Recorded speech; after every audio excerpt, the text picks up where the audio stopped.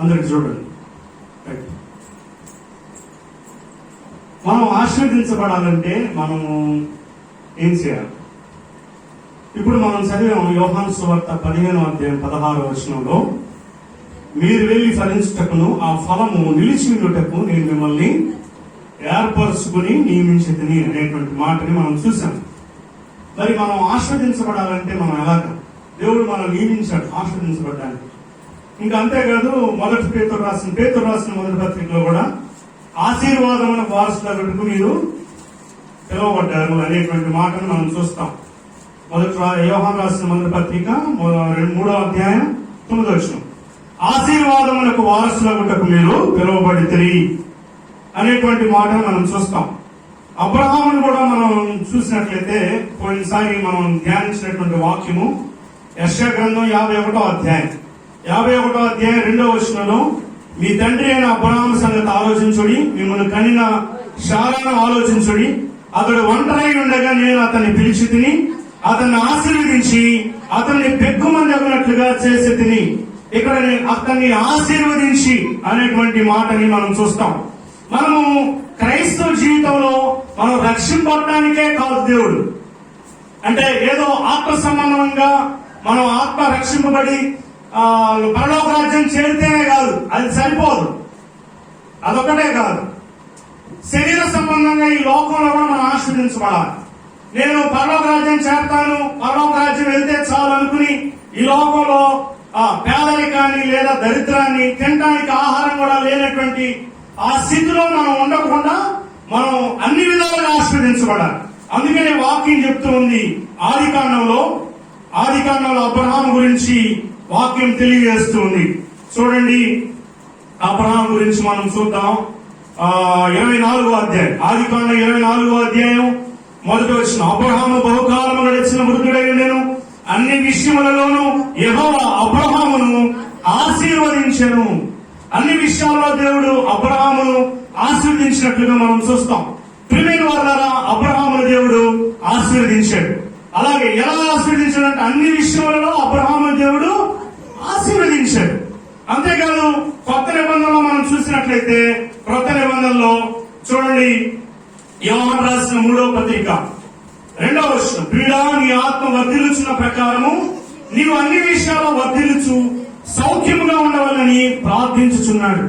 యేసుక్రీస్తు శిష్యుడైనటువంటి యోహాను భక్తుడు ఇక్కడ గాయు అనేటువంటి వ్యక్తి గురించి ప్రార్థిస్తూ శుభవచనాలు పలుకుతూ ఉన్నాడు. ఏమనంటే, నీ ప్రియుడా నీ ఆత్మ వర్ధిల్చున్న ప్రకారము నీవు అన్ని విషయాల్లోనూ వర్ధిల్లుచు సౌఖ్యంగా ఉండాలని నేను ప్రార్థిస్తున్నాను అనేటువంటి మాటని మనం ఇక్కడ గమనిస్తాం. అయితే మనం అన్ని విషయాల్లో వర్ధిల్లాలి, మనం సౌఖ్యంగా ఉండాలని దేవుడు కోరుకుంటున్నాడు. అయితే మన జీవితంలో శ్రమలు వస్తాయి. ఆ శ్రమల్లో మనము దేవుడు ఇచ్చినటువంటి కృపను బట్టి శ్రమలు మనం జయించుకుంటా ముందుకెళ్ళాలి. అయినను లోకంలో మీకు శ్రమ కలుగును, నేను లోకాన్ని జయించున్నాను కనుక మీరు ఈ శ్రమలు జయిస్తారని ప్రభువు చెప్పాడు. మరి మనం ఆశీర్వదించబడాలి. ఎలా ఆశీర్వదించబడతాం, మనం ఎలా దీవించబడతాం అనేటువంటి విషయాన్ని మనం ధ్యానిద్దాం. చూడండి, ఇప్పుడు మనకి దీవెనలో ఆశీర్వాదాలు కావాలంటే మనం ప్రార్థన చేస్తాం, ప్రభువా నన్ను దీవించు, నన్ను ఆశీర్వదించు. మరి నీ ప్రార్థన దేవుడు ఆలకించాలన్నా, లేదంటే నీ ప్రార్థనకి దేవుడు సమాధానం ఇవ్వాలన్నా మరి ఏం కావాలి మనకి అంటే, చూడండి దేవుడు చెప్పినటువంటి మాటని మనం చూద్దాం. యోహాను సువార్త 15వ అధ్యాయం 7వ వచనంలో అంటున్నాడు, నా యందు మీరును మీ యందు నా మాటలను నిలిచి ఉండేలా మీకేది ఇష్టమో అడుగుడి, అది మీకు అనుగ్రహింపబడును. మీరు బహుగా ఫలించుట వలన నా తండ్రి మహిమపరచబడును, ఇందువలన మీరు నాకు శిష్యులగుదురు. ఇది ఆత్మ సంబంధమైన ఆశీర్వాదమే కదా అన్ని విషయాల్లో అనేటువంటి విషయాన్ని మొట్టమొదట మీరు గ్రహించాలని కోరుకుంటున్నాను. ఇక్కడ అంటున్నారు ఏమనంటే, మీరు నా యందును నా మాటలు మీ యందును నిలిచి ఉండేలా, అంటే దేవుని మాటలు మన యందు నిలిచి ఉండాలి. అంటే దేవుని మాటలు ఎలా నిలిచి ఉంటాయి మనలో? దేవుని మాటలు మన యందు ఎలా నిలిచి ఉంటాయి? దేవుని మాటలు అంటే ఏంటి అంటే, దేవుని వాక్యమే. దేవుని మాటలు అంటే దేవుడి లోకంలో ఉన్నప్పుడు పలికినటువంటి మాటలే దేవుని వాక్యం. కనుక దేవుని వాక్యం మన యందు నిలిచి ఉండాలి. అప్పుడు నీకేది ఇష్టం అడగండి నేను ఇస్తానన్నాడు. అంటే దేవుని వాక్యం మన యందు నిలిచి ఉండాలి. దేవుని వాక్యం మన యందు నిలిచి ఉండాలి. అది నిలిచి ఉండాలంటే మనం ఏం చేయాలి? కీర్తన గ్రంథం 1వ అధ్యాయంలో ఇక్కడ చెప్తున్నాడు, యెహోవా ధర్మశాస్త్రమును ఆనందించచ్చు, దివారాత్రులు దాన్ని ధ్యానించిన ధన్యుడు. ఇక్కడ యెహోవా ధర్మశాస్త్రమునందు ఆనందించచ్చు, దీవారాత్రులు దాన్ని ధ్యానించువాడు. ఇంకొక ఆనందం ఉంది ఇక్కడే, ఇంకొక ఆనందం కూడా చూపించాడు. అదేంటంటే దుష్టుల ఆలోచన చొప్పున నడవక, పాపుల మార్గమును నిలువక, అపహాసకులు కూర్చుండే చోట కూర్చుండక.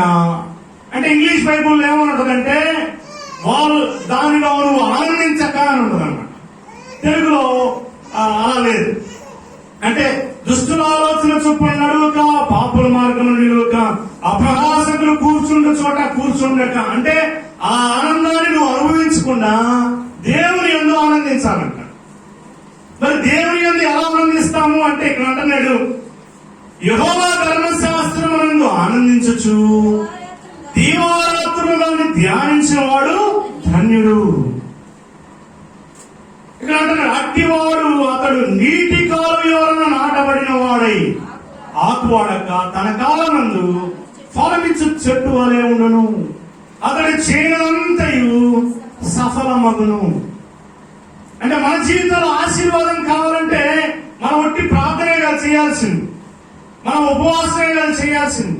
చాలా మంది ఒట్టి ప్రార్థన చేస్తారు, ఉపవాసం ప్రార్థన చేస్తారు, చర్చికి వెళ్తారు, కానీ వాక్యాన్ని ధ్యానిస్తున్నావా? వాక్యాన్ని చదువుతూ ఉన్నావా డైలీ? నీ ఆశీర్వాదం అంతా ఈ వాక్యంలోనే ఉంది. దేవుడు అంటున్నాడు, అందుకే యోహాను సువార్త 15వ అధ్యాయం 7వ వచనంలో ఏమన్నాడు? నా యందు మీరును మీ యందు నా మాటలు నిలిచి ఉండేలా. అంటే ఆయన మాటలు మన యందు నిలిచి ఉండాలంటే మనం ఏం చేయాలంటే ఆయన వాక్యాన్ని మనం చదవాలి, దాన్ని ధ్యానించాలి. ఎలా చదవాలి? దీవారాత్రులు దాన్ని ధ్యానించిన వాడు ధన్యుడు. వాడు నీటి కాలువలో నాటబడతాడు, ఆకువాడక ఫలమిచ్చే చెట్టులా ఉంటాడు, వాడు చేయడానికి ఫలిస్తుంది అని దేవుడు చెప్తూ ఉన్నాడు.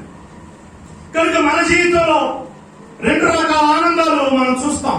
ఏంటంటే దుష్టుల ఆలోచన చొప్పున నడవటం, అది అంటే పాపులకు సంబంధించినటువంటి ఆనందం. పాపం చేసేవాళ్ళు లేదా లోకంలో ఉన్నటువంటి పాపుల యొక్క ఆనందం. రెండవది దేవుని యొక్క ఆనందం. దేవుని యొక్క ఆనందం ఎలా ఉంటది? దేవుని యొక్క ధర్మశాస్త్రాన్ని ధ్యానిస్తూ ఉన్నప్పుడు దానిలో ఉన్నటువంటి ఆనందం మనకు రావాలి. ఒక సమయంలో నేను 8 గంటలు చదివేవాడు, రోజుకి 8 గంటలు వాక్యం చదివాడు, 8 గంటలు. మరి అట్లా చదవాలి, చదివితే దానిలో ఉన్న ఆనందం మనలోకి వస్తుంది. యేసుక్రీస్తు ఆ వాక్యమై ఉన్నాడు. ఎందుకు ఆశీర్వాదం మనకు వస్తుందంటే ఆది యందు వాక్యము ఉండెను, వాక్యము దేవుని యొద్ద ఉండెను, ఆ వాక్యము దేవుడై ఉండెను, ఆ వాక్యమే శరీరాన్ని కృపా సత్య సంపూర్ణుడిగా మన మధ్యకి దిగివచ్చు. అంటే ఆ వాక్యమే దేవుడు, దేవుడే శరీరాన్ని ఈ లోకానికి వచ్చాడు, వచ్చి మన మధ్య సంచరించాడు. ఆయన ఎన్నో మాటలు మాట్లాడాడు. ఆ మాటలన్నీ మన ముందు గ్రంథస్థం చేయబడినటువంటి ఈ బైబుల్లో ఉన్నాయి. ఈ మనం చదివితే దేవుని యొక్క శక్తి మనలోకి వస్తుంది, దేవుని యొక్క బలం మనలోకి వస్తుంది. అందుకే వాక్యం, అతడు నా నామమును ఎరిగిన వాడు కనుక నేను అతన్ని కనపరిచెదను. మరి ఆయన నామాన్ని మనం ఎట్లా ఎరుగుతాం? ఆయన నామాన్ని మనం ఎలా తెలుసుకుంటాం అంటే బైబుల్ చదవటం. ఎందుకు బైబుల్ చదవగానే ఆశీర్వాదాలు ఎందుకు వస్తాయంటే బైబుల్ యేసుక్రీస్తు కాబట్టి. అంటే బైబుల్లో ఉన్న వాక్యము దేవుడు. ఈ వాక్యం ఏంటంటే దేవుడు. వాక్యము ఈజ్ ఈక్వల్ టు యేసుక్రీస్తు. కనుక ఈ వాక్యం మనం చదువుతున్న కొద్దీ మనం ఆశీర్వదించబడతాం, మనం దీవించబడతాం. కనుక మన జీవితంలో ఇక్కడ అంటున్నాడు, యెహోవా ధర్మశాస్త్రమునందు ఆనందించచ్చు. మరి నువ్వు బైబుల్ చదివేటప్పుడు ఆనందంగా చదువుతావు ఎప్పుడన్నా? చదివేకపోతే సంతోషం వస్తుందా? ఆనందం వస్తుందా? అది ఆ వాక్యం నీతో మాట్లాడతాడు. వాక్యంలో ఉన్నటువంటి దేవుడు నీతో మాట్లాడతాడు. ఆ వాక్యం నీతో ముచ్చటించింది, నువ్వు ఎలా ఉన్నావో తెలియజేసింది, నీ జీవితాన్ని బాగు చేసింది. ఆ వాక్యం నీలోనికి వచ్చే కొన్ని నీ ఆశీర్వాదం వేరుగా ఉంటుంది. అందుకని నీ వాక్యం వెల్లడవుడితోటనే వెలుగు కలుగు, మనలో నుంచి చీకటి మొత్తం పోయి వెలుగు కలిగిద్ది. మనం అందుకని భక్తులు అంటాడు, నీ వాక్యము నా త్రోవకు ఆ వెలుగు, దీపం అంటాడు. దీపం it's a light to your life. కనుక వాక్యాన్ని చదువుతూ ఉంటే ఆటోమేటిక్ గా ఆశీర్వదించబడతాం. కనీసం రోజుకు 10 అధ్యాయాలు, 10 అధ్యాయాలు కాకపోయినా కనీసం ఒక 5 అధ్యాయాలు అన్నా, 5 అధ్యాయాలు కాకపోతే ఇక లీస్ట్ ఏంటంటే 3, కనీసం 3 అధ్యాయాలు. దాన్ని చదవటం కాదు, ఏం చేయాలంట, ధ్యానించాలంట. దివారాత్రులు దాన్ని ధ్యానించిన వాడు ధన్యుడు. చదవడానికి ధ్యానించడానికి తేడా. చదవడం అంటే ఓవర్ పెయిన్ గా చదువుకోవడం, ధ్యానించడం అంటే దాన్ని రిపీటెడ్ గా మెడిటేట్ చేయటం ధ్యానించడం అంటారు. ఇప్పుడు నెమరు వేయటం అంటారు. నెమరు వేయటం అంటే ఇప్పుడు జంతువులు ఆవులు ఏం చేస్తాయి, ఆవు ఏం చేస్తుంది, మేత తిని మళ్ళీ నవ్వుతా ఉంటుంది అనమాట. ఏంటి తినేసింది కదా అంటే దాన్ని నెమరు వేస్తా ఉంటుంది. అట్లాగే మనం వాక్యాన్ని చదవడం కాదు, చదివిన దాన్ని నెమరు వేస్తా ఉండాలి. ఏమని, ఆ వాక్యాన్ని ధ్యానించాలి, నెమరు వేయాలి, ధ్యానించాలి. ధ్యానించాలంటే ఎట్లాగా, ఎలా ధ్యానించాలి, ఇప్పుడు పలుకుతా ఉండాలి వాటిని, ఆ వాక్యాన్ని పలుకుతా ఉండాలి. అది మనకు ఆశీర్వాదం. మీరు నా యందు మీ మాటలు నిలిచిన యెడల మీకేది ఇష్టమో అడుగుడి అన్నట్టు. అట్లాగా ఆ మాటను మనం పలుకుతా ఉండాలి. మీ చేత ఎందుకు మాటికి మళ్ళీ అది రిపీటెడ్ గా చెప్పిస్తూ ఉంటాం మీ చేత. పోయిన వారం మనం అది పలికాం. ఏం పలికాం, నా యందు మీరును మీ యందు నా మాటలు నిలిచిన యెడల మీకేది ఇష్టమో అడుగుడి, అది నేను దయచేస్తాను. అలాగే దీన్ని ఏం చేయాలి, మనం ధ్యానించాలి. దీవారాత్రులు దాన్ని ధ్యానించిన యెడల అటు వాడు ఎలా ఉంటాడంటే నీటి కాలువ నాటబడిన వాడు అంటాడు. ఎలా నీటి కాలువ అంటే పచ్చగా ఉంటాడు అనమాట. ఎప్పుడు కూడా ఆకు వాడిపోతుంది. తన కాలం ముందు ఆకు వాడక మళ్ళీ ఫలమిచ్చే చెట్టు అంట. ఆకు వాడక ఫలమిచ్చే చెట్టు అని ఉండదు. ఇంకా అంటున్నాడు, అతడు చేరుదంతయు సఫలమైపోయింది అంటే సఫలమైందంట. ఆయన మనం దేవుడు చెప్పిన మాట ప్రకారం మనం చేస్తే మనకు ఆశీర్వాదాలు వస్తాయి. నువ్వు నీ జీవితంలో ఆశీర్వదించి ఈ 2022 సంవత్సరంలో జీవించబడాలంటే ఈ రోజు నుంచి వాక్యం చదవటం నేర్చుకో. అయ్యా, ఈ రోజు నుంచి నేను వాక్యం చదువుతాను, వాక్యాన్ని ధ్యానిస్తాను, వాక్య ప్రకారం నేను జీవిస్తాను అనేటువంటి తీర్మానం చేసుకో. వాక్యాన్ని నేను ధ్యానిస్తాననేటువంటి ఆలోచన నీకు కావాలి. అందుకనే మనం చూసినట్లయితే యెహోషువ గ్రంథంలో మోషే తర్వాత నాయకత్వం వహించినటువంటి యెహోషువ దాదాపు ఒక 20 లక్షల మంది ఇశ్రాయేలు ప్రజలు. మన ఒంగోలు జనాభా ఎంత, 4 లక్షల మంది. ఒంగోలు జనాభా 4 లక్షల మంది. మరి 20 లక్షల మంది అంటే ఎంతమంది అంటారు, ఒంగోలు పట్ల అంతమంది జనాల్ని నడిపించాలి. ఇప్పుడు మనకి ఒంగోలులో మినిస్టర్ గారు ఉన్నారు, ఎమ్మెల్యే గారు ఉన్నారు. అర్థమైంది. ఆయన ఇప్పుడు మన నియోజకవర్గాన్ని ఆయన చూస్తున్నారు. బాగుంది. మనం ఎవరి ఇళ్లలో వాళ్ళు ఉన్నాం కాబట్టి బాగుంది, ప్రశాంతంగా ఉంది. అదే మొత్తం కలిసి రోడ్డు మీదకి ఎక్కి ఆ రోడ్డు అంతా నడవాలంటే 20 లక్షల మంది నడవాలంటే ఎలా ఉండింది? 20 లక్షల మంది నడవాలంటే ఎలా ఉండేది? వాళ్ళంతా నడుచుకుంటూ ఒక మార్గంలో వెళ్తుంటే ఎలా ఉండింది? ఫర్ ఎగ్జాంపుల్ ఒంగోలులో ఏదైనా ధర్నా కానీ ఏదైనా ర్యాలీ కానీ చేయాలంటే ఒక 50 మంది వెళ్తుంటేనే 100 మంది వెళ్తుంటేనే ట్రాఫిక్ జామ్ అయిపోయిందని ట్రాఫిక్ పోలీసుల దగ్గర పర్మిషన్ తీసుకుని వెళ్తారు. అదే ఒక 20 లక్షల మంది నడుచుకుంటూ వెళ్ళాలంటే, వాళ్ళని నడిపించాలంటే ఆ వ్యక్తి అంత శక్తివంతుడై ఉండాలి. అలాంటి పని మోసే చేశాడు. మోసే తర్వాత మోసే పరిచారకుడు ఎవరికంట? దేవుడికి కాదు, మోసేకి పరిచర్య చేశాడంట. ఎవరు? యెహోషువ. మోసే చేతుల మీద నీళ్లు పోసిన యెహోషువ రాసున్న బైబుల్లో. మోసే దేవుడికి పరిచర్య చేసేవాడు, యెహోషువ మోసే పరిచర్య చేశాడు. పరిచర్య విధానం. ఆ తర్వాత ఒక సమయం వచ్చింది, ఆ తర్వాత మోసే కాకుండా దేవుడికి పరిచర్య చేయడం మొదలుపెట్టాడు. హల్లెలూయా. సో మోసే తర్వాత యెహోషువ పరిచర్య చేయడానికి వచ్చాడు దేవునికి. దేవుడు అప్పుడు యెహోషువతో మాట్లాడుతూ ఉన్నాడు. యెహోషువతో మాట్లాడుతూ అంటున్నాడు, చూడండి యెహోషువ గ్రంథం 1వ అధ్యాయం. యెహోషువ గ్రంథం 1వ అధ్యాయం 8వ వచనం చదువుదాం. 8వ వచనం. ఈ ధర్మశాస్త్ర గ్రంథమును నీవు బోధింపక తప్పిపోకూడదు. దానిలో వ్రాయబడిన వాటన్నిటి ప్రకారము నీవు చేయుటకు జాగ్రత్త పడినట్లు దీవారాత్రులు దాన్ని ధ్యానించిన యెడల ఏం చేయాలంట? దీవారాత్రులు ధ్యానించాలంట. దీవారాత్రులు ధ్యానించిన యెడల నీ మార్గమును వర్ధిల్ల చేసుకుని చక్కగా ప్రవర్తిస్తావు. హల్లెలూయా. అంటే నువ్వు ఆశీర్వదించబడాలి, దీవించబడాలంటే ఈ ధర్మశాస్త్ర గ్రంథాన్ని నువ్వు చదవాలి. ధర్మశాస్త్ర గ్రంథం అంటే దానిలో శిక్ష ఉంటది. శిక్ష, కండెమ్నేషన్, ధర్మశాస్త్రం.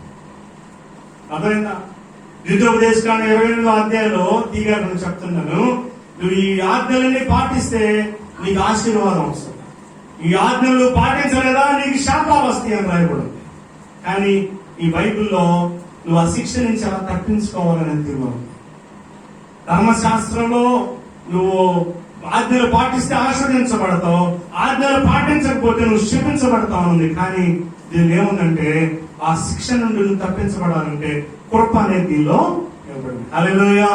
ధర్మశాస్త్రంలో శాపం ఉంది, దోషం ఉంది. కానీ ఇప్పుడు మన చేతిలో ఉన్నటువంటి ఈ బైబిల్లో కృప ఉంది. ఏముంది? కృప.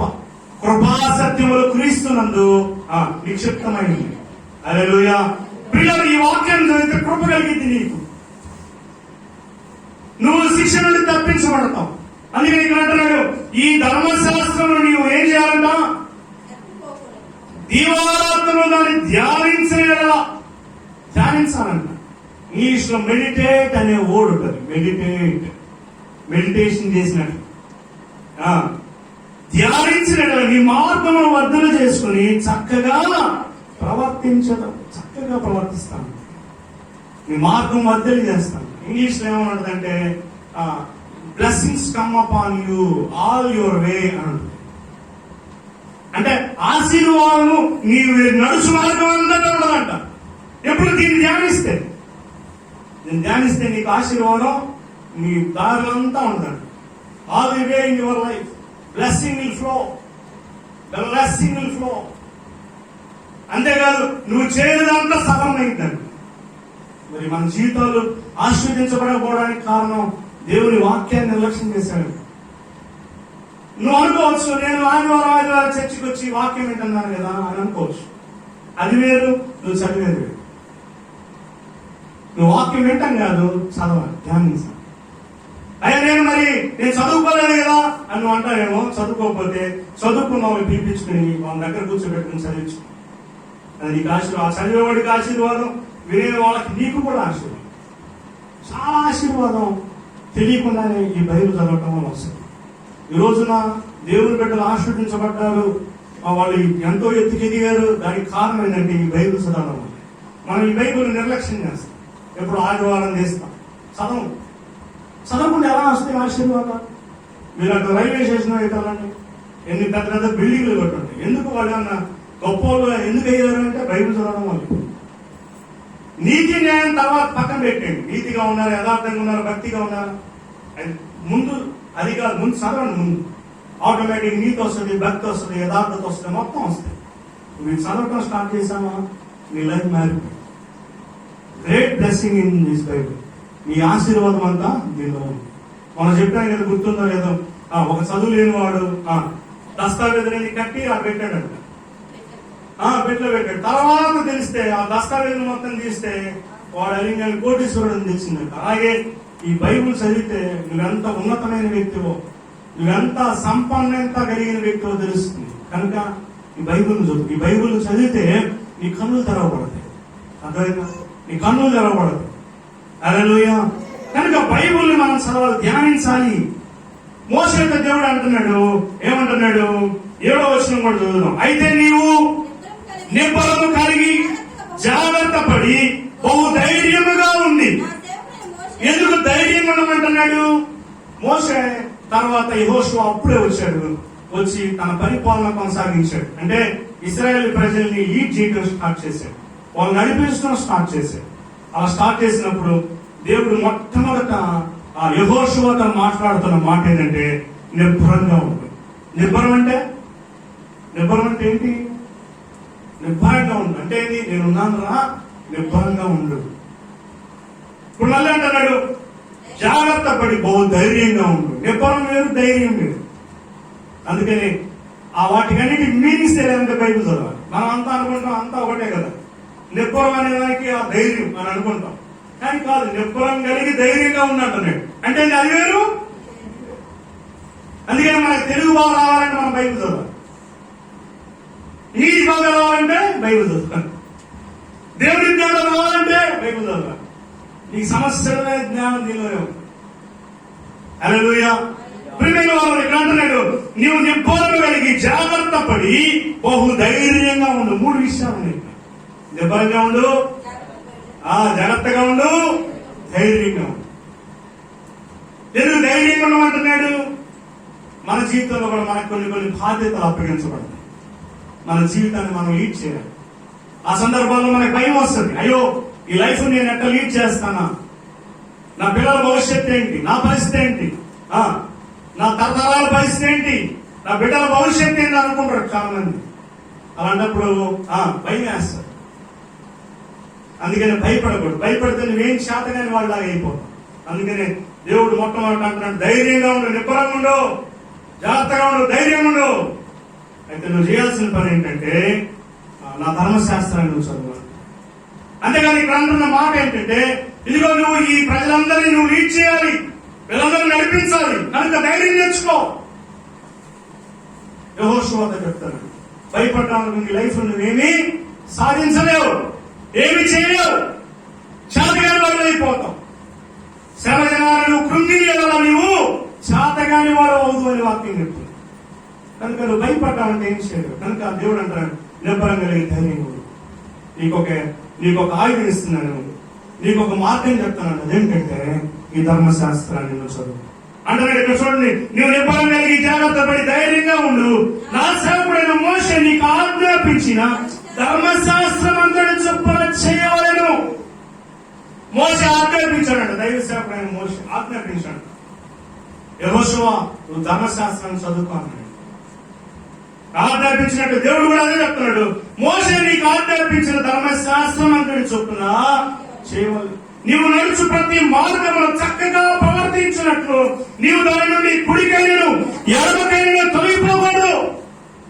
దేవుని వాక్యాల నుంచి కుడికైనా ఎడమకైనా తొలగిపోకూడదు. మనం తొలగిపోతూ ఉంటాం, అటు ఇటు దేవుని వాక్యాన్ని విడిచిపెట్టి అటు ఇటు తిరుగుతుంటాం. తొలగిపోకూడదు. లోపల ఉన్న మనుషుల ఆలోచనలను మనం తీసుకుని మనం ఇటుకి అటుకు తొలగిపోతుంటాం. అలా తొలగిపోకూడదు. మనం లోకంలో ఉన్న ఆలోచనలు మనలోకి రాకూడదు. మనం దేవుని కుడికైనా ఎడమకైనా కలగక ఈ ధర్మశాస్త్ర గ్రంథమును నీవు బోధింప తప్పిపోకూడదు. దానిలో రాయబడిన వాటన్నిటిలో ప్రకారం చేయుటకు నీవు జాగ్రత్త పడినట్లు దివారాత్రులు దాన్ని ధ్యానించిన నీ మార్గాన్ని వర్ధన చేసుకుని చక్కగా ఉంటావు. ఎలా ఉంటావంట? పక్కన వాళ్ళు చెప్పు, నువ్వు బాగా చదివి, నువ్వు వాక్యం చదివితే బాగుంటావు. చెప్పండి, నువ్వు వాక్యం చదివితే బాగుంటావు. వాక్యం చదువుకు బలి ఉంటుందని చెప్పు. నువ్వు అడుగు పక్కన. నిన్నగా కార్తీక దీపం చూడమంటే అది బాగుంటుంది అంటే మళ్ళీ వాక్యం అంటే విన్నాను.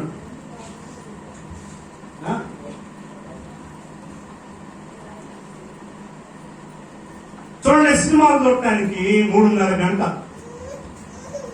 ఎన్ని గంటల సినిమా? ఎన్ని గంటలు సినిమా? 3:30 గంట, 2:30 గంట, 2:30 గంట. నేను మర్చిపోయా, చూసి చాలా అయింది. అందుకు ఎన్ని గంటల సినిమా? 3 hours. Okay, 3 hours. ఎన్ని గంటలు? నేనేమనుకోవాలి చెప్పండి, మీరంతా ముందున్నాను నాకు తెలుసు. సరే, 3 గంటలు, కనీసం 3 గంటల్లో కనీసం 3 నిమిషాలన్నా బైబిల్ చదువుతున్నావా? 3 గంటలు దిక్కుమాల సినిమాలు చూడటానికి టైం స్పెండ్ చేస్తాం. అటు ఇటు జరగడానికి ఎన్ని గంటలు స్పెండ్ చేస్తాం. సీరియల్ చూడటానికి ఒక అరగంట చూస్తాం, అరగంట. దేవుని వాక్యాన్ని చూడడానికి ఎంత సమయం స్పెండ్ చేస్తున్నావు? ప్రార్థన చేసుకోవడానికి ఎంత సమయం నువ్వు వెచ్చిస్తున్నావు?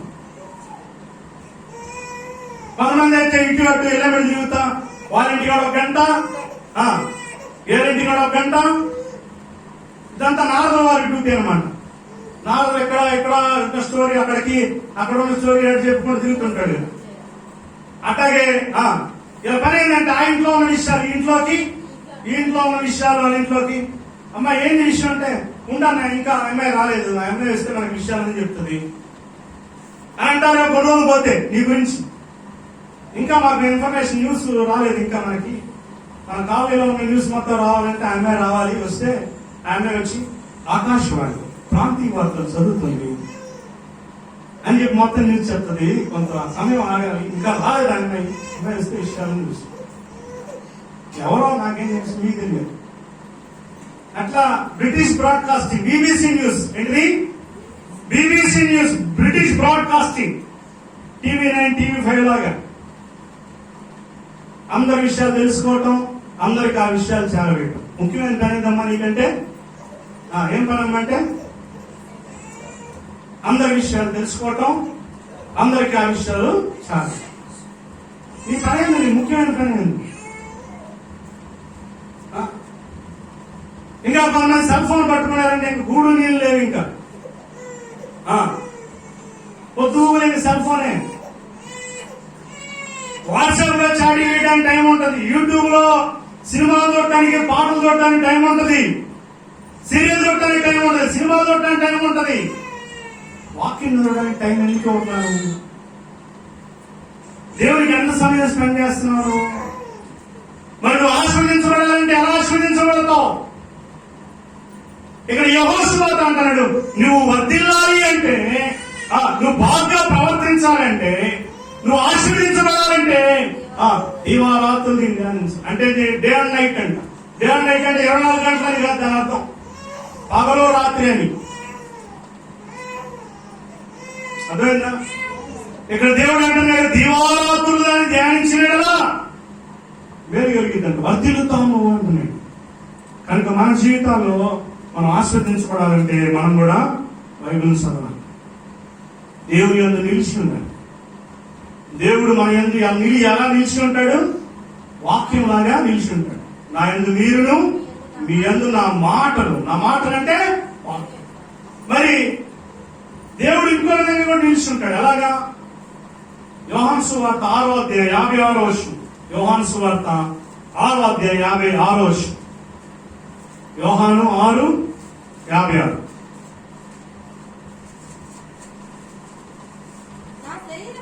నా శరీరము తిని నా రక్తము తాగువాడు నా యందును నేను వాని యందును నిలిచి ఉన్నాను. తర్వాత జీవము గల తండ్రి నన్ను పంపెను, నేను తండ్రి మూలముగా జీవించున్నట్లే నన్ను తినువారును నా మూలంగా జీవించును. హల్లెలూయా. దేవుని యొక్క శరీరం మన మధ్యలో ఉంది, దాన్ని తినవాడు ఎల్లప్పుడూ జీవిస్తాడు. ప్రభు వాడి ఎందుకు నిలిచి ఉంటాడు.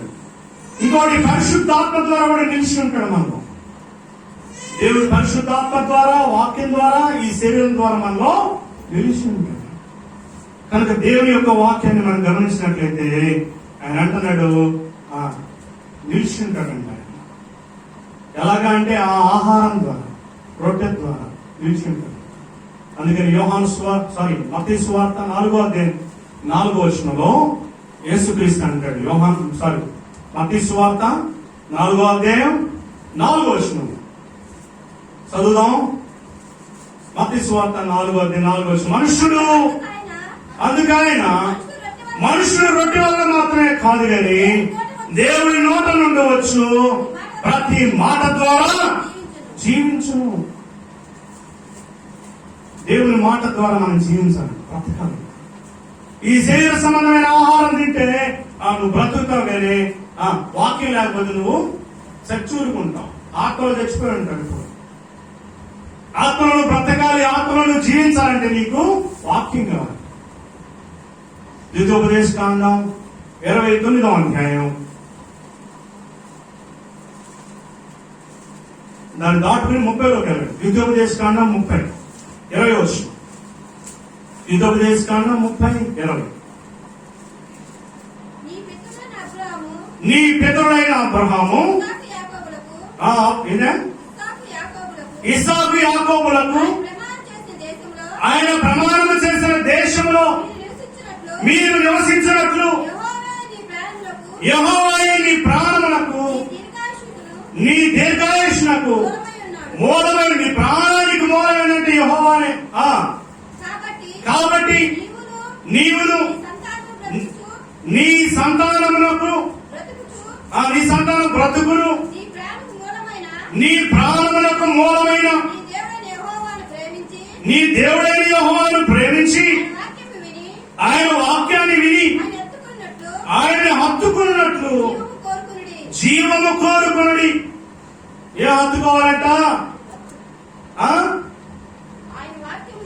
ఆయన వాక్యాన్ని విని హత్తుకోవాలంట. హల్లెలూయా. ఆయన వాక్యాన్ని విని హత్తుకోవాలంట. అంటే it's a dearest to your heart. ఎవరిని మనం హత్తుకుంటాం? మన గుండెకి ఎవరిని హత్తుకుంటాం? ప్రేమించిన వాళ్ళని హత్తుకుంటాం. అలాగే మనం దేవుని వాక్యాన్ని ప్రేమించి దాన్ని హత్తుకోవాలి. హల్లెలూయా. అంతేకాదు 33వ అధ్యాయం 9వ వచనం. 33:9 ద్వితీయోపదేశకాండం 33వ అధ్యాయం 9వ వచనం. Deuteronomy chapter 33:9. అతడు నేను వారిని ఎరుగునని తన తండ్రిని గూర్చి తన తల్లిని గూర్చి అనేను. తన సహోదరుని లక్ష్య పెట్టలేదు, తన కుమారుని ఎంచలేదు. వారు నీ వాక్యాన్ని బట్టి నీ నిబంధనలు గైకొనిరి. హల్లెలూయా. వారు వాక్యం గురించి ఏం చేశారంట? వాళ్ళు ఎవరిని లక్ష్య పెట్టలేదంట. తల్లిని, తండ్రిని, భార్యని, బిడ్డని లక్ష్య పెట్టలేదంట. వాక్యాన్ని మీద ఎంత ప్రేమించారు చూసారు. ఎంత వాక్యాన్ని ప్రేమించారు, వాక్యాన్ని ఎంత హత్తుకున్నారు చూసారా. అందుకని వాక్యం చెప్తుంది. వాళ్ళు ఎవరంటే లేవీయులు. ఎవరు? దేవుడి యాజకత్వం పరిచర్య వాళ్ళకు అప్పగించారు లేవీయులు. ఎందుకనంటే వాళ్ళు తల్లిని, తండ్రిని, అన్నదమ్ములు, సహోదరుల్ని, వారిని, బిడ్డల్ని ఎవరిని తన వారిని అనుకోలేదంట, లక్ష్య పెట్టలేదంట. వాక్యాన్ని హత్తుకున్నారంట, వాక్యాన్ని విన్నారంట, దేవుని కొరకు బ్రతికారంట వాళ్ళు. అందుకని వాళ్ళకి యాజకత్వాన్ని దేవుడు ఇచ్చాడు. మనం అలా బ్రతకాలి, మనం అలా జీవించాలి. దేవుని వాక్యం కొరకు అవసరమైతే దేవుని వాక్యం కొరకు దేనైనా సరే మనం విడిచిపెట్టాలి. వాక్యాన్ని అంతా ప్రేమించాలి, హత్తుకోవాలి. ఆ విధంగా మనం జీవించాలని ప్రభు కోరుకుంటూ ఉన్నాడు. ఇంకో మాటలు చూద్దాం. కీర్తన గ్రంథం 119వ అధ్యాయం 145వ వచనం.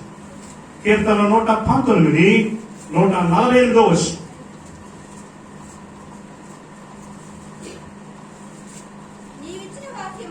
నీవిచ్చిన వాక్యమును నేను ధ్యానించుటకై నా కన్నులు రాత్రి జాములు కాకమునిపే తెరుచుకుందును. హల్లెలూయా.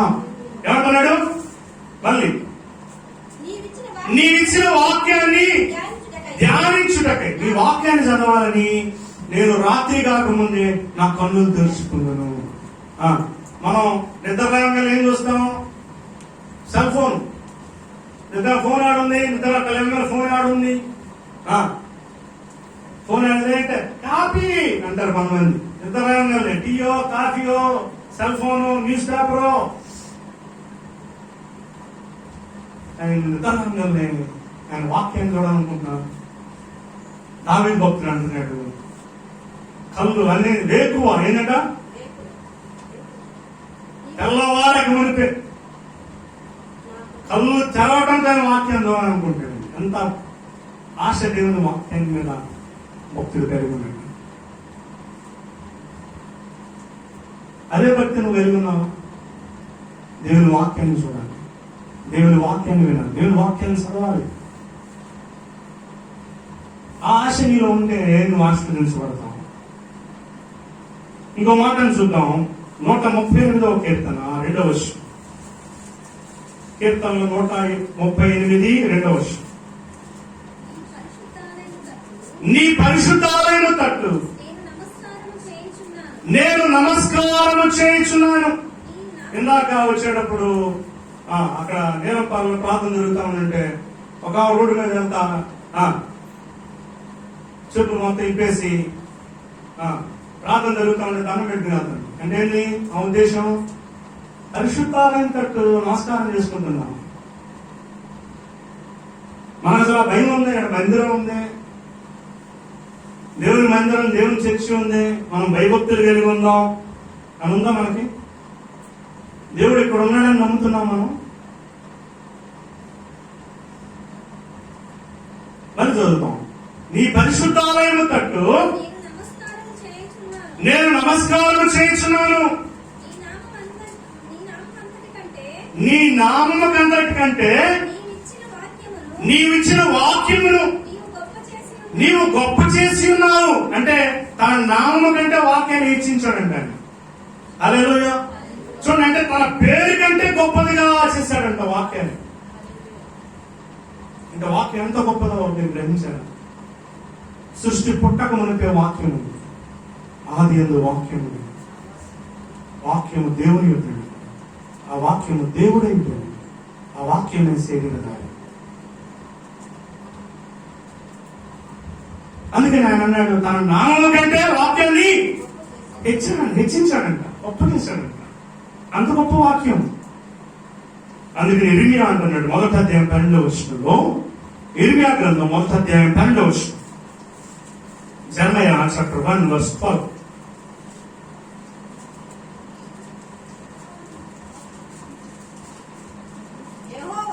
యెహోవా నీవు బాగా కనిపెట్టితివి నేను చెప్పిన వాక్యమును. అంటే అంటే యెహోవా దేవుడు ఇర్మియాతో మాట్లాడా, వాక్యం చెప్పాడా? వాక్యం చెప్పాడా? బైబిల్ తీసుకుని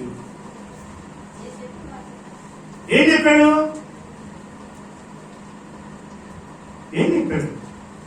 ఇర్మియాతో మాట్లాడా లేదా?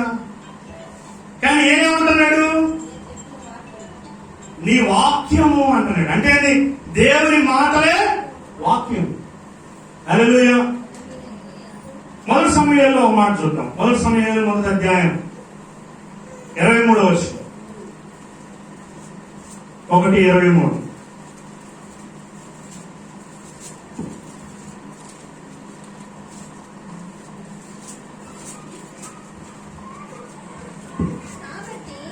కాబట్టి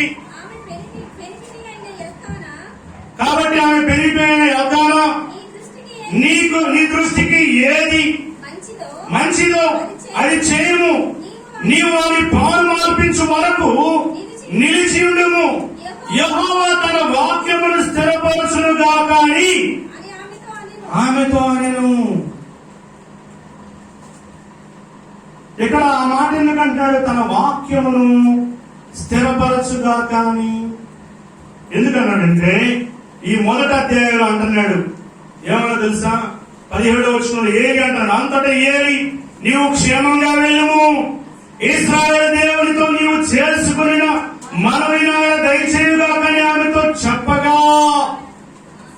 అంటే ఎల్కానా ఏలి చెప్పినటువంటి మాటని ఆయన వాక్యం అని అంటున్నాడు.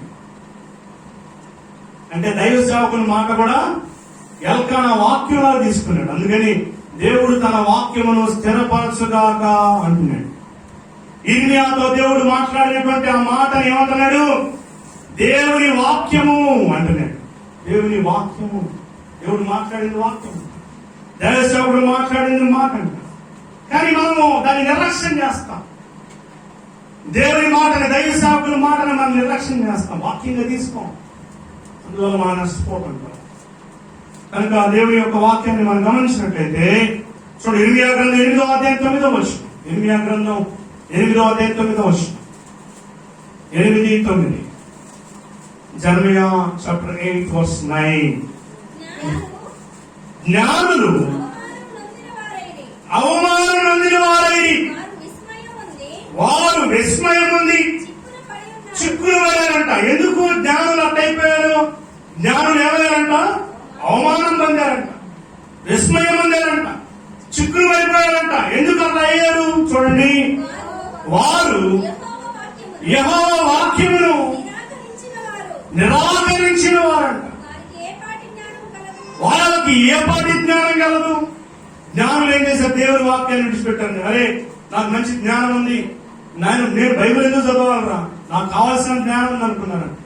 అందుకని ఏమయ్యారంట? వాళ్ళు చిక్కులు పడిపోయారంట. ఇంకా ఏమయ్యారంట? విస్మయం పొందారంట. ఇంకా ఏమయ్యారు? చదవండి, చూడండి అక్కడ ఉన్న మాటని. అవమానం పొందారంట, విస్మయం పొందారు, చిక్కులు పడిపోయారంట. ఎందుకు? దేవుని వాక్యాన్ని నిరాకరించారు. ఇంకా వారికి జ్ఞానం ఎలాగా కలుగును? నీకు జ్ఞానం ఎలా వస్తుంది బైబిల్ చదవకుండా? కనుక నువ్వు బైబిల్ చదవాలి, అప్పుడు నీకు జ్ఞానం వస్తుంది. అందుకని వాక్యం చెప్తుంది 13వ అధ్యాయం, మత్తయి సువార్త 13వ అధ్యాయం 22వ వచనం. మత్తయి సువార్త 13వ అధ్యాయం 22వ వచనం చదువుదాం. ముండ్ల పొదల్లో వెత్తబడిన వాడు ఆ వాక్యం వినువాడే గాని, వాక్యం వస్తుంది వింటున్నాం, వినువాడే గాని ఐహిక విచారము, ధనమోసము, ఆ డబ్బు డబ్బు డబ్బు కావాలని వాక్యాన్ని పెట్టి వెళ్ళిపోతారంట. ధనమోసము, ఇంకా ఆ వాక్యమును అణిచివేయడు కనుక వాడు నిష్ఫలుడవును. నిష్ఫలుడు అంటే యూజ్లెస్ ఫెలో అని అర్థం. నువ్వు యూజ్లెస్ ఫెలో అవడానికి కారణం ఏంటంటే నా వాక్యాన్ని అణిచివేస్తున్నావంట. ఏం చేద్దాం? ఐహిక విచారం, లోక సంబంధించిన విచారం. నా పిల్లకాయలు వీళ్ళంతా ఎట్లా అవుతారో ఏమో, ఇంకా ఉద్యోగం వచ్చిందో రాదో, పెళ్లి అయితో కాదో, జబ్బు తగ్గితో తగ్గదో, మా ఆయన బిల్డింగ్ కట్టిస్తాడో లేదో, ఎన్ని ఆలోచనలు, ఐహిక విచారాలంటే ఎన్ని ఐహిక విచారాలు. ధనమోసం, ధనం కూడా మోసం చేస్తుందంట. ఆదివారం రోజునే పనులు అవుతుంటే మనకి ఆదివారం రోజునే పిలుస్తుంటారు, మనం వెళ్తాం, ఎక్కడెక్కడికో తిరుగుతుంటాం. అర్థమైందా? ఆదివారం ఆదివారం వెళ్ళిపోతాం. ధన మోసం అంట. ఇంకా అందులో అది ఏం చేస్తున్నట్టు అణిచివేస్తాయంట. అణిచివేసి వాడు ఏమవుతాడంట? నిష్ప్రయోజనం అవుతాడంట. యూజ్లెస్ అలా తయారవుతాడు. ఒకవేళ నువ్వు కూడా దేవుని వాక్యాన్ని విడిచిపెట్టి దేవుని వాక్యాన్ని చదవకుండా ఉండటం వల్ల అలా తయారయ్యావు. ఇన్ని సంవత్సరాలు వచ్చినాయి, ఇంతవరకు స్థిరమైన నివాసం లేదు, సొంత ఇల్లు లేదు, పిల్లలు ఉన్నారు, బ్యాంక్ బ్యాలెన్స్ లేదు, బండి లేదు, సొంత బండి లేదు, బ్యాంక్ బ్యాలెన్స్ లేదు, సొంత ఇల్లు లేదు, ఏసీ లేదు. ఏం డెవలప్ అయ్యావు నువ్వు? తినడానికి సంపాదించుకుంటున్నావు అంతే, తింటున్నావు, పని చేసుకున్నావు అంతే. ఇంకెప్పుడు నువ్వు ఆశ్రయించబడేది?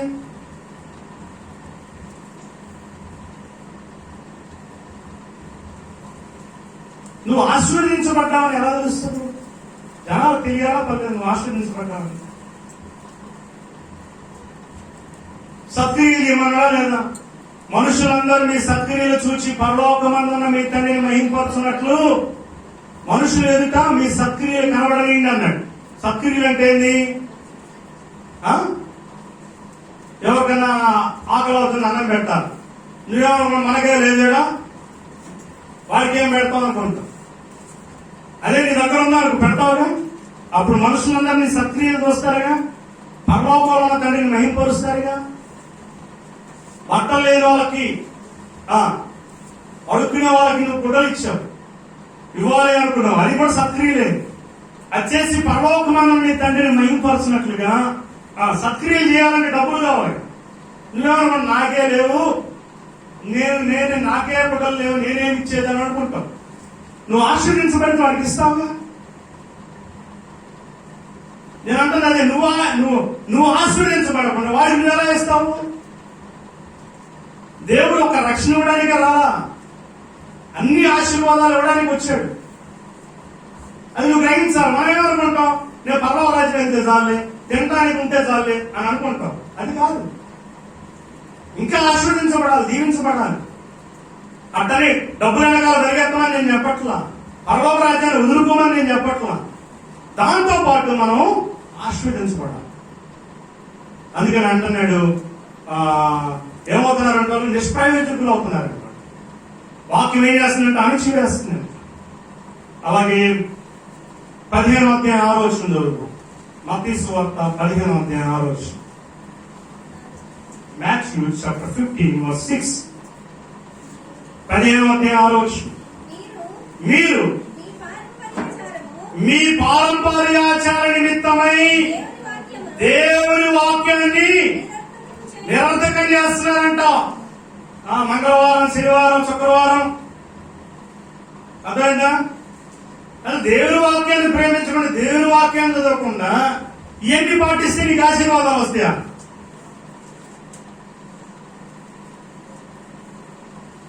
అక్క నువ్వు శుక్రవారం డబ్బులు కాక నీకు భలే కలిసి వచ్చింది, మంగళవారం డబ్బులు కాక నీకు కలిసి వచ్చింది. అలా డబ్బులుంటే కదా కలిసి రావడానికి. ముందు డబ్బులు లేకుండా శుక్రవారం, మంగళవారం ఆ ఉన్న 10 రూపాయలు, 100 రూపాయలు, ఆ 1000 రూపాయలు శుక్రవారం, మంగళవారం ఇవ్వకుండా ఉంటే ఆశీర్వాదం అవుతుందా? దేవుడు ఏమన్నాడు? మీరు వాక్యం చదవండి బాగా ఆశీర్వదించబడతారని దేవుడు చెప్తుంటే మంగళవారం, శుక్రవారం అని వాక్యాన్ని ఏం చేస్తున్నామంట? నిరర్థకం చేస్తున్నామంట. ఏది దేని పెట్టంట? మనుషుల ఏంటి? నేను అడుగుతా వెంటనే చెప్పాలి, మీరు చూసి చెప్పండి ఏంటది? మనుషుల పారంపర్యాచారం అంట. నువ్వు అవి చూసుకుంటా ఉన్నావంటే తిరుగులు నచ్చితనం బాగలేదు, ఆ రాయి బాగలేదు, పచ్చరాయి దొడుక్కో, పచ్చరాయి దొడుక్కో కలిసి వచ్చింది. ఆ రాయి తీసుకుని కొట్టాలి. నేను కొట్టుకుని రాయి దొడుక్కుంటే కలిసి వచ్చిద్దా? బొమ్మ పెట్టుకుంటే కలిసి వచ్చిద్దా? నీ ఆశీర్వాదం రాళ్ళలో ఉందా? బొమ్మల్లో ఉందా? దేవుళ్ళలో ఉందా? ఎక్కడ నీ ఆశీర్వాదం? బొమ్మలో ఉందా? పచ్చరాయి దొడుక్కో, తాబేలు దొడుక్కో, నీకు ఆశీర్వాదం వచ్చింది. దానికి రోజు నీళ్లు పోయి,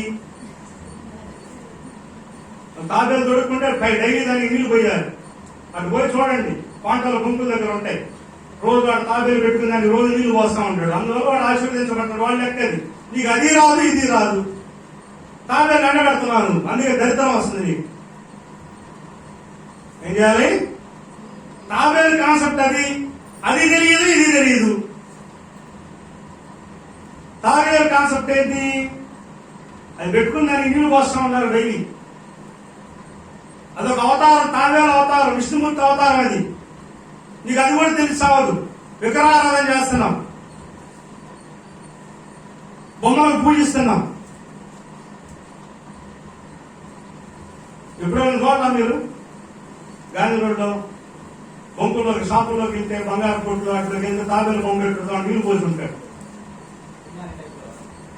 దానికి చేయాల్సిన కాన్సెప్ట్ అది, వాళ్ళు చేయాల్సింది అది. అది తెలుసావదు, ఇది తెలుసావదు. వాడు చేశాడు, నేను చేస్తాను. తాబేలు ఉంది నీ జీవితం, నీ ఆశీర్వాదం తాబేలు ఉందా? దానికే దిక్కులేక ఏడో చెరువులోనో వాటిలో జీవిస్తా ఉంటది. ఎవడు చంపుతాడా అని దిక్కుమంటా భయపడతా ఉంటది. తలకాయ ఉండాలా కొంచెం అన్నా. మరి మనం ఏం చేస్తున్నామరా? ఇదే దేవుని వాక్యాన్ని నిరర్థకం చేయటం. ఇదే మనుషులు అంటే దేవుని వాక్యాన్ని నిరర్థకం చేస్తున్నారు. కనుక మన వల్ల ఉండకూడదు.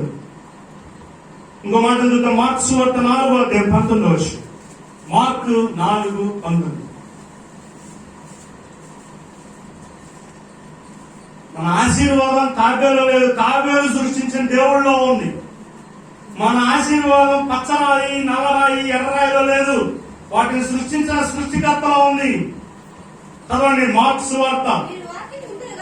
మీరు వాక్యాన్ని విందురు గాని ఐహిక విచారము చేత, ధనమోసం చేత, ఇతరుల అపేక్షం చేత,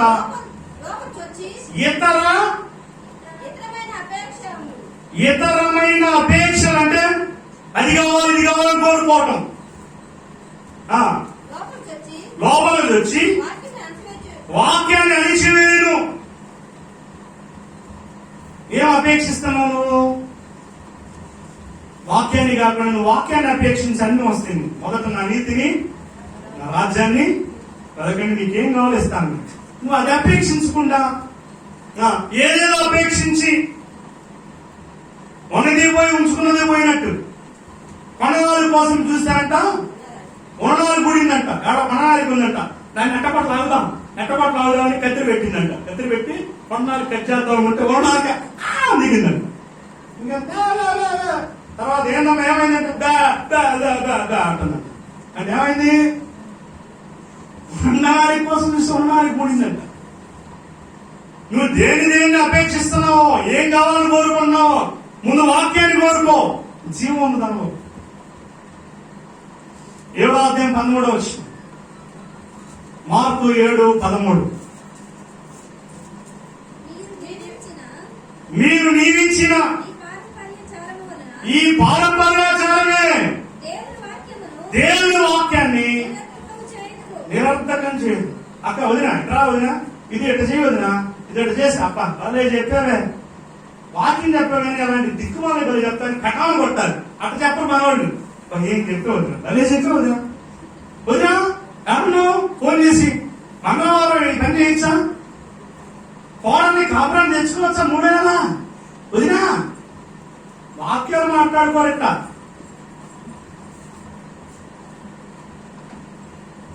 ఎంత బాగా చెప్పుకుంటారో. అప్పుడప్పుడు చూస్తుంటా, శవాలు చచ్చిపోయి వాడు ఒక పక్క పడుకుని వాడు చచ్చిపోయి ఉంటే ఈడు చెప్పండిరా, ఈడు చెప్పండి. ఏడుకుపోతే వాడు పోయిన తర్వాత ఒకరిని తిప్పావా దచ్చిని తిప్పావా వాడికి తెలుసా, లేకపోతే పైన వాడికి తెలుసా?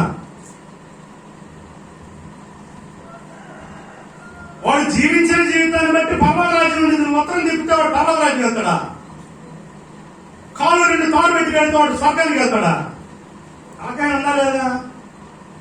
మైండ్లెస్ ఫెలోస్ అంటారు. ఉత్తరం దిక్కు, నీకేం తెలుసురా ఉత్తరం చెప్పాల్సి ఉంటే అంటాడు. వాడు ఏంటంటే వాడు 90 చేసుకుని ఉంటాడు. వాడికి ఆ శాస్త్రం తెలుసా అంటే అది తెలీదు, ఇటు ఇది తెలుస్తావు. ఏం చేయాలి? ఎన్ని కాదురా పాఠశాల అడుగుదాం ఉన్నాడా అంటాడు. అయ్యా ఉత్తరం తెచ్చిన దిక్కుమాలు ఎటో పెట్టినా ఒకటి వస్తాను దగ్గర. అప్పుడు ఆయన ఆలోచించాలి, ఈ పక్షాన్ని చెప్తే ఏమవుద్దా, ఈ పక్షాన్ని చెప్తే ఏమవుద్దా.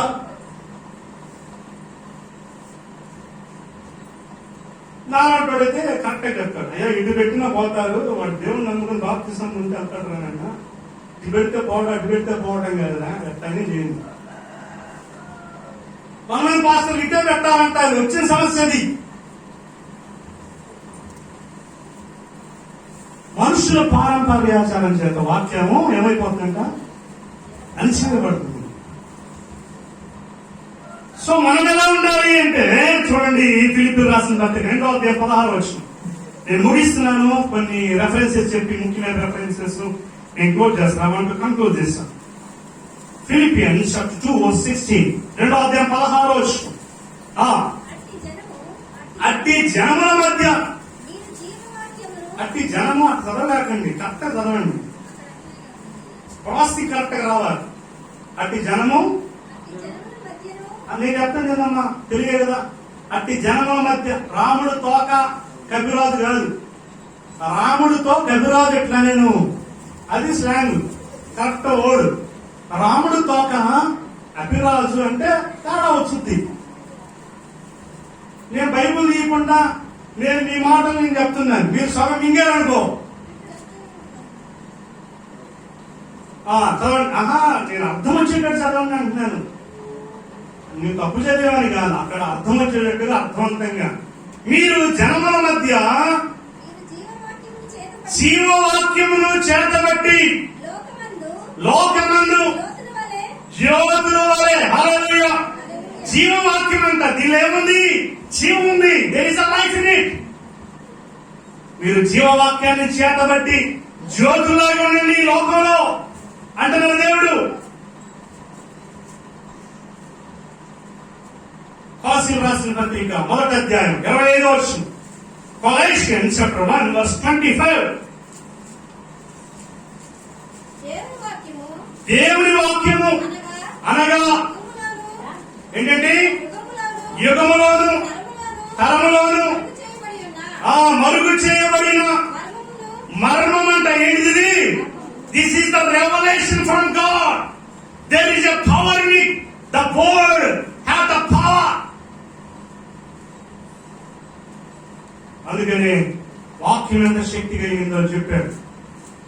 ఏం చెప్పాడు?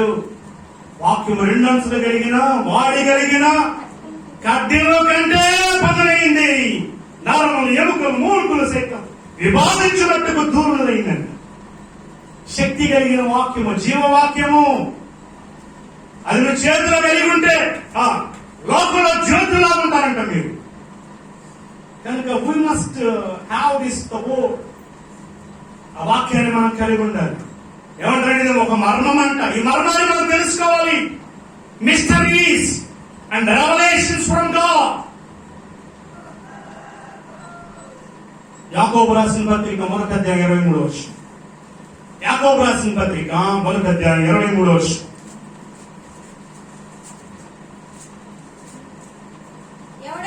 ఎవడైనాను వినివాడై ఉండి దాని ప్రకారం ప్రవర్తించిన వాడైతే వాడు అద్దంలో తన ముఖం చూసుకుని ఉండును. చూచుకొని వాడు అద్దంలో చూసుకుని అవతలికి పోయి తానెట్టివాడు వెంటనే మర్చిపోవును కదా. అర్థమైందా? చదివి వాక్యాన్ని మేము మర్చిపోకూడదు, దాన్ని ఫలింపులను తీసుకురావాలి. అందుకనే ప్రకటన గ్రంథం 1:2. Revelation chapter 1:2. అతడు దేవుని వాక్యమును గూర్చి యేసు క్రీస్తుని గూర్చి తాను చూచిన దానిని సాక్ష్యం ఇచ్చెను. హల్లెలూయా. యోహాను భక్తుడు, యేసుక్రీస్తు శిష్యుడైన యోహాను భక్తుడు వాక్యాన్ని గురించి సాక్ష్యం ఇస్తానంట. వాక్యమును గూర్చి ఆ వాక్యంలో యేసుక్రీస్తుని గూర్చి సాక్ష్యం ఇస్తానంట. మనం దేని గురించి సాక్ష్యం ఇస్తున్నాం? దేని గురించి? పలానా సినిమా చూడు భలే ఉండిద్ది, పలానా పాట చూడు భలే ఉండిద్ది, దాని గురించి సాక్ష్యం ఇస్తున్నామా? మనం ఎవరికి తోతలని, దేవునికా లేదంటే ఆ సినిమా వాళ్ళక లేదా సీరియల్ వాళ్ళక? కొంతమంది గురించి భలే గొప్పగా చెప్తుంటారు వాళ్ళు, దేవుడి గురించి గొప్ప చెప్పరు. పలానా సుబ్బారావు, పలానా కాంతారావు ఎంత గొప్పరా అబ్బా, దేవుడి గురించి చెప్పారు ఎప్పుడన్నా? We are ambassadors to the God. మనం దేవుని యొక్క రాయబారులు. మనం ఎవరి గురించి సాక్ష్యం ఇవ్వాలి? దేవుని గురించి, వాక్యాన్ని గురించి సాక్ష్యం ఇవ్వాలి. అందుకనే 3:8. 3:8. Revelation chapter 3:8. 3:8. నీ క్రియలను నేను ఎరుగుదును, నీకున్న శక్తి కొంచెమే అయినా నీవు వాక్యాన్ని గైకొని నా నామమును ఎరుగలేదు. ఇదిగో తలుపు నీ ఎదుట నేను తీసి ఉంచి ఉన్నాను, దానిని ఎవడను వేయలేడు. అంటే ఎవరు వాక్యాన్ని గైకొంటారో? నీకున్న శక్తి కొంచెమే, కానీ నువ్వు వాక్యాన్ని గైకొన్నావు. అందుకని నీకోసం పరలోకంలో దేవుడు తలుపు తీసి పెట్టాడు. కమా లోపలికి రా అని తలుపు తీశాడంటే నీకున్న శక్తి కొంచెమైనా నువ్వు వాక్యాన్ని గైకొన్నావు. ఇంకో మాట చూద్దాం. 3:10. ఈ మాట మనం ముగించుకుందాం.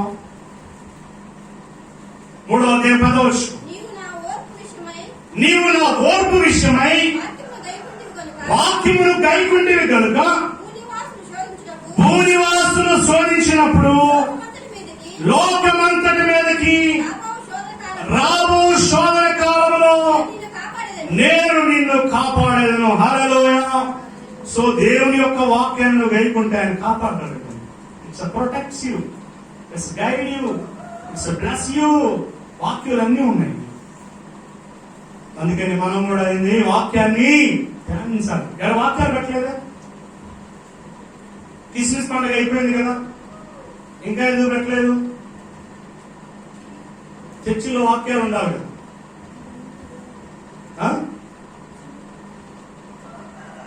ఏంటి? అవునా?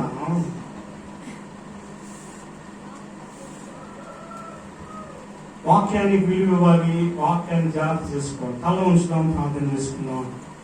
దేవుడు అలాంటి కృపనిచ్చి వాక్యం ద్వారా మనం ఆశీర్వదించబడినట్లుగా మనం ప్రార్థన చేద్దాం. పరిశుద్ధుడా, ప్రేమ కలిగిన తండ్రి, కృప కలిగిన దేవా, నీకు స్తోత్రాలు. నాయనా, ఈ వాక్యం విన్న బిడ్డల ప్రతి ఒక్కరిని దర్శించండి నాయనా, వారిని దీవించండి. నిజమైన ఆశీర్వాదం, నిజమైన దీవెనలు ఈ వాక్యంలోనే ఉన్నాయి నాయనా. అందుకని మీరు అన్నారు, మేము ఆత్మలో వర్ధిల్లితే, వాక్యం ద్వారా మేము ఆత్మలో వర్ధిల్లాలి మొదట, ఆ తర్వాత మేము అన్ని విషయాల్లో వర్ధిల్లుతాం. ప్రియుడాని ఆత్మ వర్ధిల్లుచున్న ప్రకారం ఇవన్నీ విషయాల్లో వర్ధిల్లుచు సౌఖ్యంగా ఉండవాలని కోరుచున్నాను అని ఈ శిష్యుడైన యోహాను భక్తుడు రాసినట్లుగా, ప్రభా మేము ఆశ్రయించబడాలంటే మేము వాక్యములో, ఆత్మలో అన్నింటిలో మేము ఎదగాలి, తద్వారా ఫలిస్తాం. అలాంటి అనుభవంలోనికి మమ్మల్ని అందరినీ నడిపించమని ప్రార్థిస్తున్నాం. ఈ జీవవాక్యాన్ని మేము నేర్చుకుని, విని, ధ్యానించి మేము ఫలించే అనుభవాన్ని మా దయచేయండి. ఈ వాక్యాన్ని వింటున్న ప్రతి ఒక్క బిడ్డని మీరు దీవించండి, ఆశ్రయించండి. వారిని, వారి కుటుంబాలకు క్షేమాలు దయచేయండి. సకల ఆశీర్వాదాలు దీవెలతో నింపండి. నీకే స్తోత్ర వందనాలు చెల్లిస్తూ యేసయ్య శక్తి కలిగిన నామములో అడుగుచున్నాము తండ్రి. అలాగే మనం ప్రార్థనలో ఉందాం.